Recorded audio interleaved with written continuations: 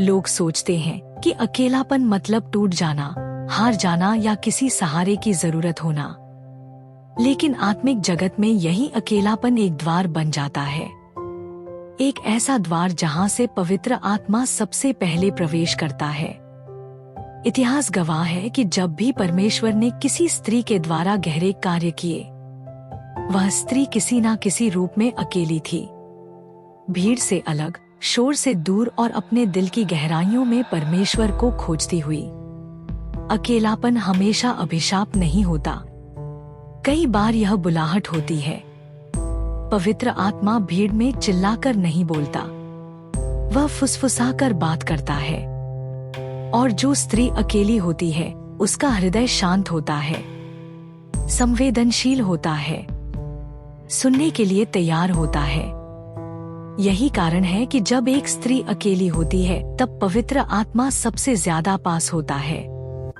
वह उसके आंसुओं को देखता है, उसकी चुप प्रार्थनाओं को सुनता है और उसके टूटे मन को अपना निवास स्थान बना लेता है। बाइबल में हम देखते हैं कि हन्ना मंदिर में अकेली रो रही थी। लोग उसे गलत समझ रहे थे, लेकिन परमेश्वर उसकी आत्मा की गहराई को देख रहा था। उसी अकेलेपन में उसने ऐसा पुत्र पाया जिसने पूरे इस्राएल को दिशा दी। मरियम जब स्वर्गदूत उसके पास आया, तब वह कोई मंच पर नहीं थी, कोई भीड़ नहीं थी। वह अपने जीवन के एक सामान्य और शांत क्षण में अकेली थी, और उसी क्षण पवित्र आत्मा ने उसे चुना। कैथन कोहलमान भी अक्सर कहा करती थी कि परमेश्वर का अभिषेक शोर में नहीं उतरता। उन्होंने अपने जीवन में अकेलेपन की कीमत चुकाई। भीड़ उन्हें सुनती थी, लेकिन उनका निजी जीवन एकांत से भरा था। उन्होंने कहा था कि पवित्र आत्मा ईर्ष्यालु है, वह पूरा दिल चाहता है, आधा नहीं। और अकेलापन वह जगह है जहां दिल पूरी तरह परमेश्वर के लिए खाली हो जाता है। जब एक स्त्री अकेली होती है, तब शैतान भी सक्रिय हो जाता है, क्योंकि वह जानता है कि यही वह समय है जब या तो वह स्त्री टूट जाएगी या फिर आत्मिक रूप से सबसे शक्तिशाली बनेगी। इसलिए अकेलेपन में संघर्ष बढ़ता है, भावनाएं भारी हो जाती हैं, पुराने घाव फिर से उभर आते हैं। लेकिन यदि उस समय स्त्री पवित्र आत्मा को चुनती है, तो वही अकेलापन उसका हथियार बन जाता है। पवित्र आत्मा उस स्त्री के साथ बैठता है जब कोई और नहीं बैठता। वह उसके प्रश्नों से डरता नहीं, उसके आंसुओं से भागता नहीं। वह उसे यह सिखाता है कि उसका मूल्य किसी इंसान की उपस्थिति से नहीं, बल्कि परमेश्वर की उपस्थिति से तय होता है। यही कारण है कि अकेली स्त्री आत्मिक रूप से सबसे गहराई से परमेश्वर को जान पाती है। अकेलेपन में स्त्री मुखौटे नहीं पहनती, वहां कोई दिखावा नहीं होता, कोई तुलना नहीं होती। वहां वह जैसी है वैसी ही परमेश्वर के सामने खड़ी होती है, और पवित्र आत्मा सच्चाई से प्रेम करता है। वह टूटे दिल को अस्वीकार नहीं करता, बल्कि उसी में अपना मंदिर बनाता है। बाइबल कहती है कि परमेश्वर टूटे और पिसे हुए मन को तुच्छ नहीं जानता। जब एक स्त्री अकेली होती है, तब वह दुनिया की आवाजों से दूर हो जाती है, लेकिन आत्मा की आवाज स्पष्ट होने लगती है। उसे समझ आने लगता है कि जो दर्द वह सह रही है वह व्यर्थ नहीं है। वह दर्द उसे गहराई की ओर ले जा रहा है, वही गहराई जहां पवित्र आत्मा की सामर्थ्य प्रकट होती है। यह कोई संयोग नहीं है कि आज भी बहुत सी स्त्रियां अपने सबसे बड़े आत्मिक अनुभव अकेलेपन में ही बताती हैं। रात की प्रार्थनाओं में आंसुओं के बीच, जब कोई देखने वाला नहीं होता। यही वह समय है जब स्वर्ग खुलता है। यही वह समय है जब पवित्र आत्मा सबसे पास होता है।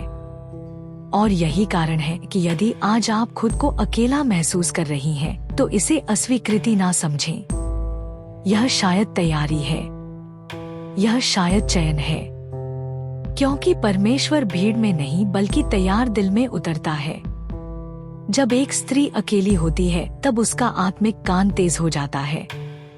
वह उन आवाजों को सुनने लगती है जिन्हें वह पहले भीड़ के शोर में अनदेखा कर देती थी।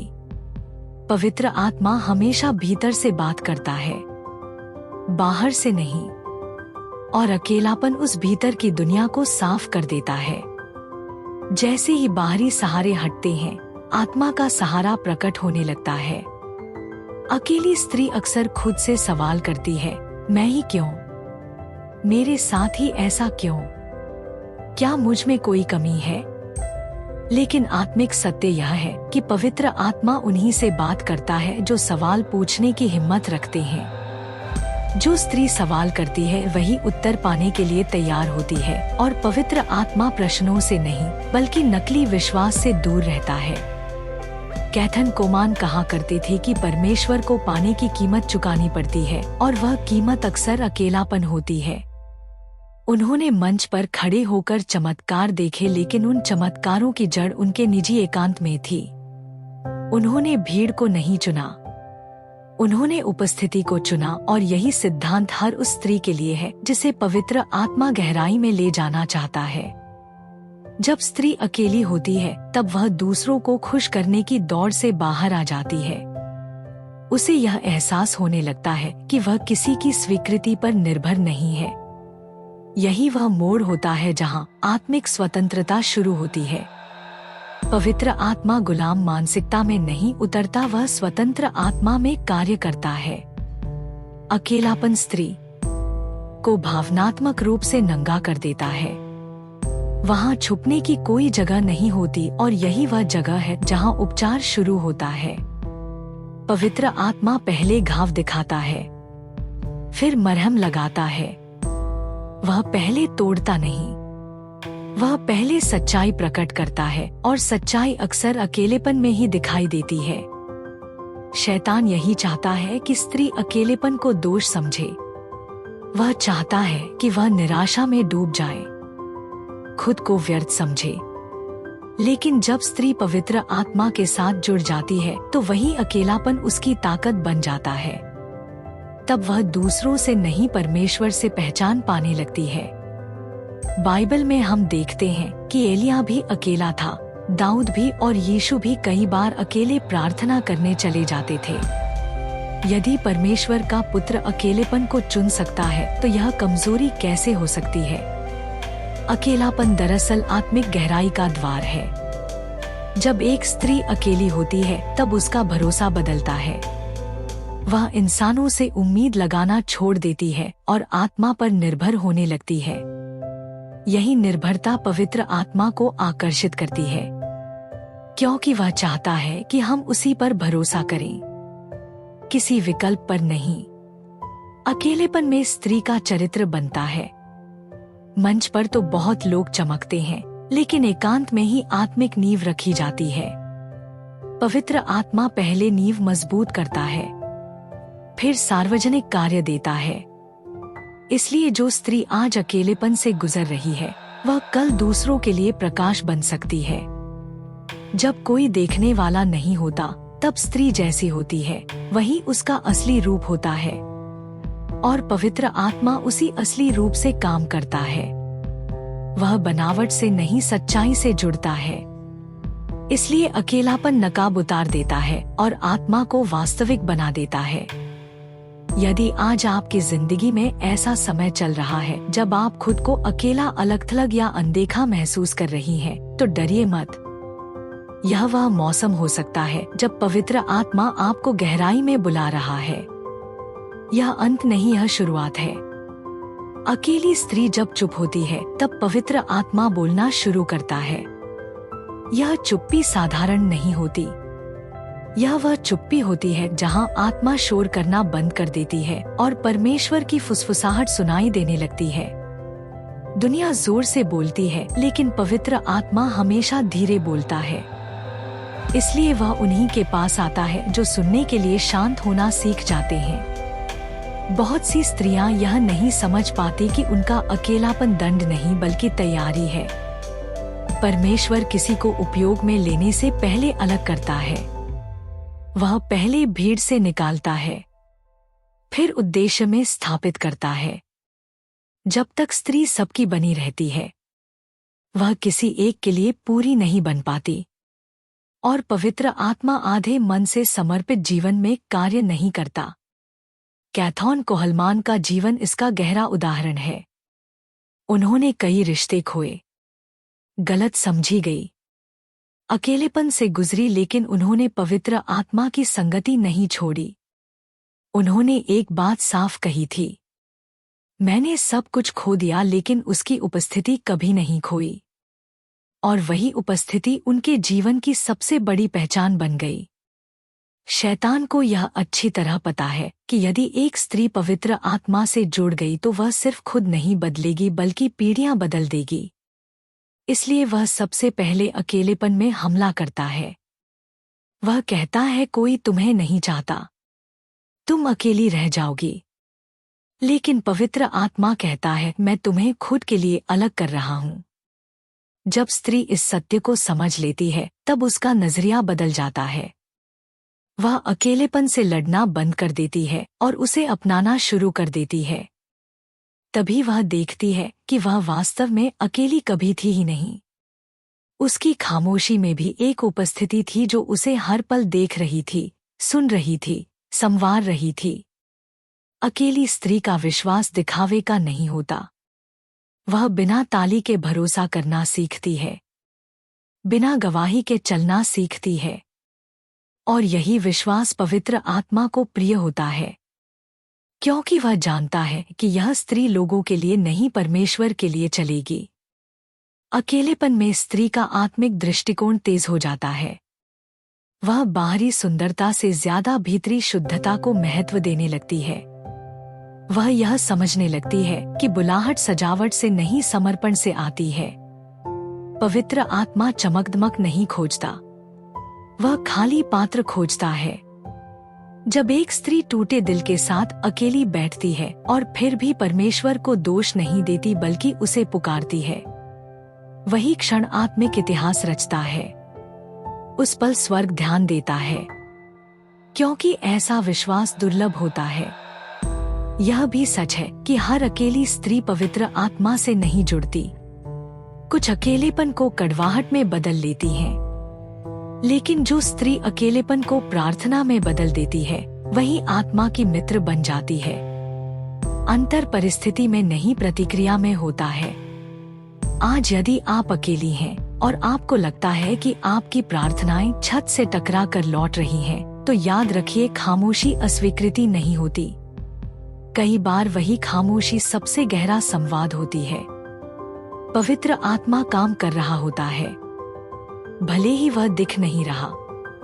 जब एक स्त्री अकेलेपन में पवित्र आत्मा के साथ चलना सीख लेती है तब उसका अंदरूनी संसार बदलने लगता है। वह अब खुद को दुनिया की परिभाषाओं से नहीं बल्कि परमेश्वर की दृष्टि से देखने लगती है। पहले जो अकेलापन उसे डराता था वही अब उसे सुरक्षा देने लगता है, क्योंकि वह जान जाती है कि यह अकेलापन खालीपन नहीं बल्कि उपस्थिति से भरा हुआ है। पवित्र आत्मा अकेली स्त्री को सबसे पहले यह सिखाता है कि उसका मूल्य उसकी परिस्थिति से नहीं जुड़ा है। वह विवाह से बड़ा है, रिश्तों से बड़ा है और समाज की मोहर से कहीं ऊपर है। जब यह सत्य स्त्री के भीतर उतरता है तब शैतान की सबसे बड़ी चाल विफल हो जाती है, क्योंकि शैतान हमेशा पहचान पर हमला करता है, लेकिन पवित्र आत्मा पहचान को स्थापित करता है। अकेली स्त्री अक्सर दूसरों को देखकर खुद की तुलना करने लगती है, लेकिन पवित्र आत्मा उसे तुलना से बाहर निकालता है। वह उसे दिखाता है कि हर आत्मिक बुलाहट अलग होती है, हर किसी का रास्ता एक जैसा नहीं होता, और जो रास्ता अकेलेपन से होकर जाता है वह अक्सर सबसे गहरा और सबसे शक्तिशाली होता है। कैथरीन कोहलमान ने कहा था कि परमेश्वर हमें कभी भीड़ के हिसाब से नहीं तैयार करता, वह हमें उद्देश्य के हिसाब से तैयार करता है, और उद्देश्य की तैयारी अक्सर एकांत में होती है। जब कोई ताली नहीं बजाता, जब कोई तारीफ नहीं करता, तब आत्मा का असली काम शुरू होता है।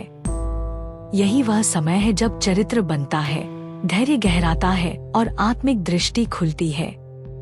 जब स्त्री इस प्रक्रिया में बनी रहती है तब वह धीरे धीरे भावनात्मक निर्भरता से बाहर आने लगती है। वह लोगों से उम्मीद करना छोड़ देती है और परमेश्वर पर भरोसा करना सीखती है। यह बदलाव अचानक नहीं आता, लेकिन जब आता है तो स्थायी होता है। और यही स्थिरता पवित्र आत्मा को उस पर और अधिक भरोसा करने योग्य बनाती है।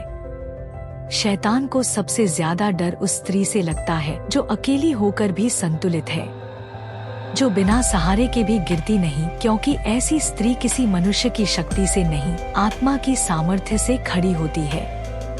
वह जानती है कि उसका बल उसकी भावनाओं में नहीं, बल्कि परमेश्वर की उपस्थिति में है। अकेलेपन में पवित्र आत्मा स्त्री को सिखाता है कि हर देरी अस्वीकृति नहीं होती, कुछ देरी सुरक्षा होती है, कुछ देरी तैयारी होती है। जो अभी नहीं मिला वह शायद इसलिए नहीं मिला क्योंकि आत्मा अभी उसे और मजबूत बनाना चाहता है। यह समझ आने के बाद स्त्री शिकायत करना छोड़ देती है और भरोसा करना सीख लेती है। हार मत मानिए, तुलना मत कीजिए, जल्दबाजी में कोई निर्णय मत लीजिए। जो आपके लिए है वह समय से पहले नहीं आएगा, और जो समय से पहले आता है वह स्थायी नहीं होता। पवित्र आत्मा आपको सिर्फ किसी मंजिल तक नहीं ले जा रहा, वह आपको उस स्त्री में बदल रहा है जो उस मंजिल को संभाल सके। आज यदि यह संदेश आपके दिल से बात कर रहा है तो इसे अपने तक सीमित मत रखिए। किसी और की जिंदगी में भी शायद यही शब्द उम्मीद जगा दें। नीचे कमेंट में लिखिए, मैं अकेली नहीं हूँ। यह आपकी घोषणा होगी, डर के विरुद्ध, संदेह के विरुद्ध। इस वीडियो को लाइक करें, शेयर करें और सब्सक्राइब जरूर करें, ताकि ऐसे ही आत्मिक संदेश आप तक पहुंचते रहे। पवित्र आत्मा आपको मार्गदर्शन दे, सुरक्षा दे और आपकी आत्मा को शांति से भर